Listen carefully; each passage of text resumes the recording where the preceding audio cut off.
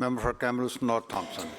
Thank you, Mr. Speaker. Well, it's very clear that with 5 months to go before an election, the Premier is suddenly concerned about what he's been hearing for the last 15 months of pressure across British Columbia, from BC United to municipalities to other agencies. The Premier is now in full political control mode with the election on the horizon. Yet he refuses to end decriminalization despite the carnage in our streets and in our hospitals. And I wonder why, Mr. Speaker. It's because he very clearly has a decrim caucus.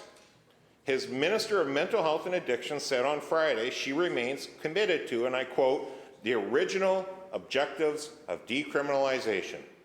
And let's take a look at what those objectives might be, Mr. Speaker, because 2 years ago the Health Minister said, and I quote, we're ready for decriminalization. We support that. We think it's necessary. It's fair to say that we don't think 2.5 grams is enough, end quote, Mr. Speaker.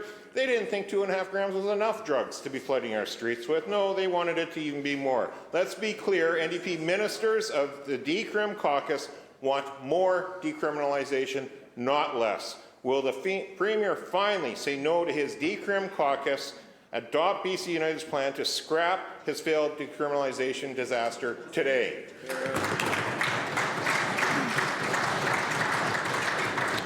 Minister of Public Safety and Solicitor General. Thank you, Honourable Speaker, and I appreciate the question from the member. Decriminalization has never been about public drug use. We've never supported public drug use, ever, in this House, Honourable Speaker. Decriminalization has been about saving lives, Honourable Speaker, saving lives from the very beginning.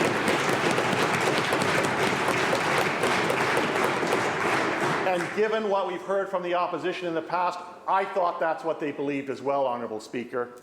Clearly, things have changed. Let's go back to what the Leader of the Opposition said.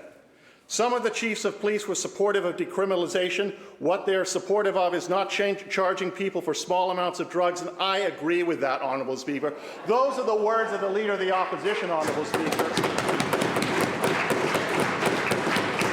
And that's why when we brought in the changes that we did, we worked and consulted with police to ensure that we're both on the same page, Honourable Speaker. Those are the limits that were put in place, Honourable Speaker.